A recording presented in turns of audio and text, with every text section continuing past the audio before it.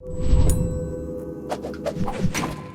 you ever wonder whether there's really that much difference between cheaper makeup and more expensive makeup? We've investigated how drugstore makeup stacks up against brand name makeup, and we've found some pretty interesting results. Watch the whole video to find out more about our fascinating discoveries. If this is your first time visiting our channel, don't forget to subscribe and please give this video a big thumbs up. Today we're comparing drugstore makeup versus brand name makeup.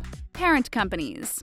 The first thing to bear in mind when comparing drugstore makeup versus brand name makeup is that certain brands on each end of the scale are actually part of the same group. Yes, really. For example, L'Oreal has two main divisions. Brands under L'Oreal Luxe are the kinds of products you'd find in department stores and own brand boutiques. We're talking high-end names like Lancôme, Urban Decay, Kiehl's, and Shu-Uemura. On the other side sits the consumer's products division, which includes the brands you'd find in drugstores. We're talking Maybelline, Garnier, Essie, and NYX. So you sometimes find that the cheaper versions are very similar to their more expensive counterparts. Why so? Because brands in the same company often share ingredients, technology, and formulas. Of course, they won't be exactly the same, but if you have a favorite brand that's beyond your reach financially, try a more affordable brand from the same parent company. Don't just take our word for it. Celebrity makeup artist for Maybelline, Gabriel Almodovar, revealed that these days there's not a huge difference between drugstore and prestige brands. He added that the technology from high-end products makes its way down to the mass market level. Plus, the ingredients are really similar. Thanks to the high level of competition in drugstore cosmetics aisles, all of the brands have to innovate even more to get their share of the budget market. That means they're upping their game when it comes to the formula, packaging, and finishes.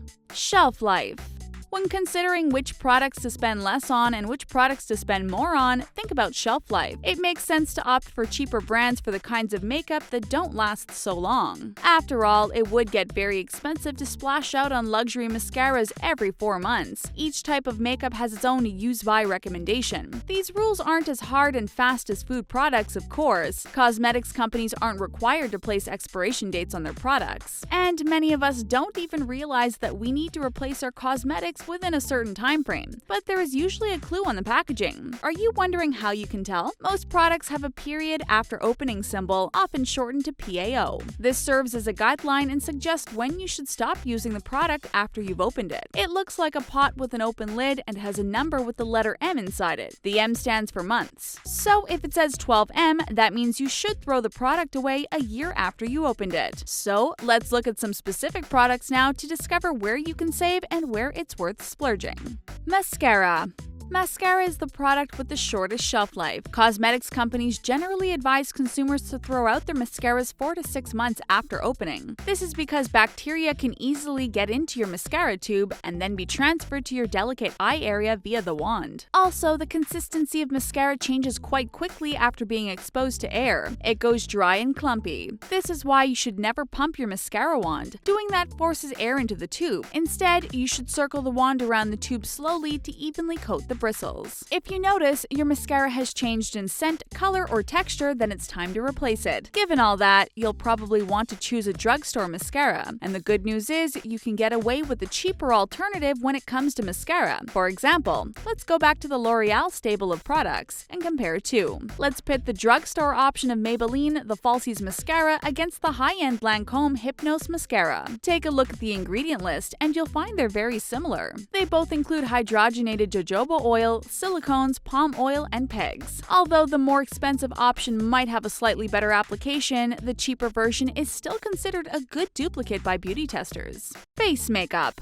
We've taken a look at how mascara should be replaced very regularly, and we've seen how a drugstore option is a good dupe for a luxury brand name version. Let's now focus on the other end of the scale and the types of products it's worth splurging on. It seems to be the case that it's worth spending more on products that cover your skin, like foundation, concealer, highlighter, and bronzer. They have greater coverage, so therefore show up more. They also last longer, so you don't have to fork out your cash to replace them so often. The shelf life of powder and blusher is 2 years. years. Just make sure you keep the lids on tight to avoid exposure to air. If you use a liquid or cream product, they typically last up to 1 year. You can help reduce the chance of bacteria contamination by washing your hands before you apply and regularly cleaning your makeup tools. When it comes to which products to buy, it pays to splash out on the ones that have sophisticated formulas. For example, highlighters. The effect of a highlighter is subtle, but it's so obvious if you're wearing one that just isn't hitting the mark. Beauty testers compared the $38 Becca Shimmering Skin Perfector with the $3 equivalent from e.l.f. They found it was well worth going for the more expensive brand. It was easier to apply and showed up better. Experimenting is key. We've seen that it is possible to find drugstore makeup that works just as well as brand name makeup, but there's an important point to bear in mind here. The beauty testers will have done quite a bit of experimenting to find products that match up well, and this is an essential stage in finding cheaper makeup that can pretty much replicate more expensive versions. Trial and error are the keys. One way to start in your quest to find a more affordable option is to take your favorite item to the drugstore with you. Try out the testers to see how they compare. Look for products that promise the same results. You can even compare ingredients lists. Eventually, you should find a good alternative that will save you money. Also, don't underestimate the importance of application. Of course, a professional makeup artist is always going to be able to apply products better than an amateur, and they'll find it easier to make a cheaper product look better. But for us regular makeup wearers, we can also experiment and find ways to apply products to make them look their best. For example, eyeshadow palettes. A BuzzFeed panel compared a cheaper Maybelline palette with the more expensive Urban Decay Naked palette. Sure, the Urban Decay shadows were silkier and more pigmented, and the Maybelline ones were a little chalkier and less vibrant. But actually, the beauty testers found that if they just applied more of the cheaper shadows, they got the same color intensity. It only costs an extra 30 seconds of effort, but it can save you a lot of money. We shouldn't be too surprised by this, as we've already seen how Maybelline and Urban Decay are part of the same parent company, L'Oreal. Lipstick.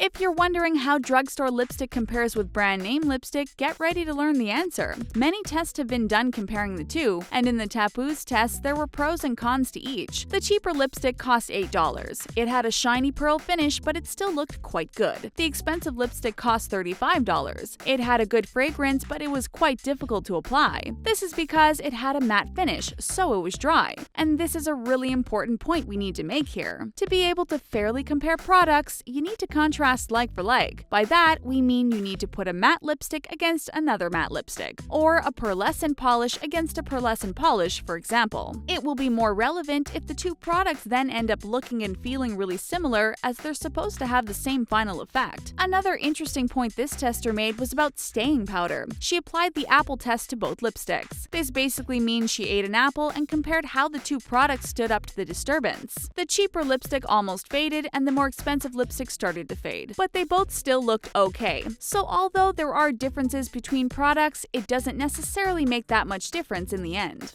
Nail polish.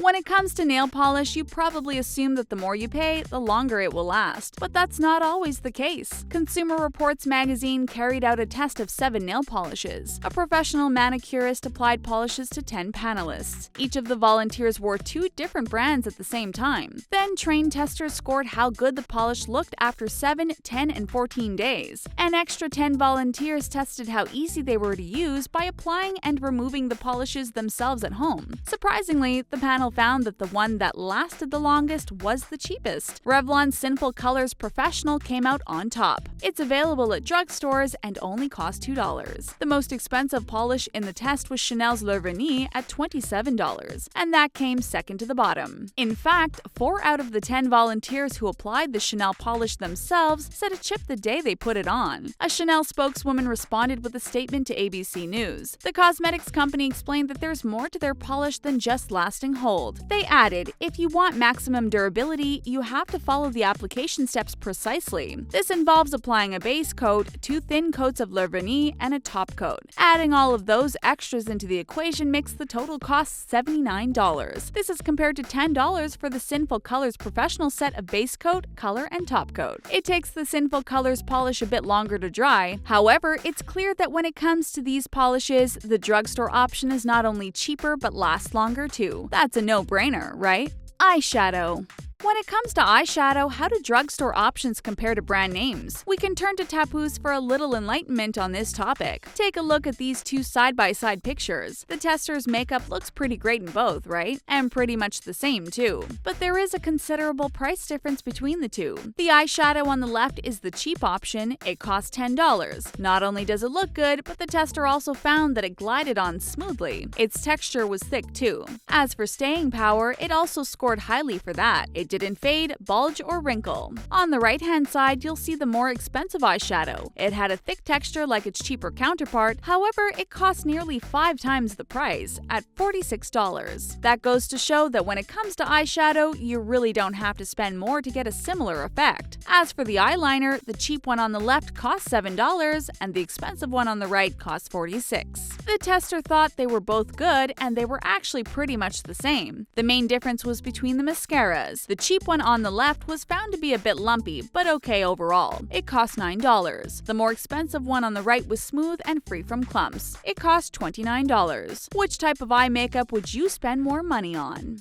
Personal preference. One of the most important things to consider when comparing makeup is personal preference. What works for a beauty tester might not work for you, and it might look different on your face compared to theirs. You might also be looking for different things, like the finish of a lipstick. You might want something that has a matte finish, and the tester might prefer something with a shimmery finish. It's always worth reading everything the tester says so that you know the differences. Then you can think about which you would prefer. For example, BuzzFeed looked for an alternative to the hugely popular Tom Ford lipstick in Dusk. This typically cost $48. Their panel tried Benefit's Silky Finish lipstick in Jingling, which cost $18. The ingredients list were fairly different. This isn't really surprising, as Tom Ford lipsticks are known to contain rare ingredients like Brazilian murumuru butter, chamomilla flower oil, and soja seed extract. And it did go on very smoothly. But guess what? So did the Benefit lipstick. The colors were very similar, however, the Benefit color had a little shimmer in it, which made it pop more than the Tom Ford color, which was a little drab in comparison. The Tom Ford had a scent, whereas the Benefit did not. The tester concluded that the Benefit lipstick might actually be a better bet, but if you prefer products with a scent, you might opt for the Tom Ford. This just goes to show that if both products perform well, it simply comes down to personal preference. Eyeliner.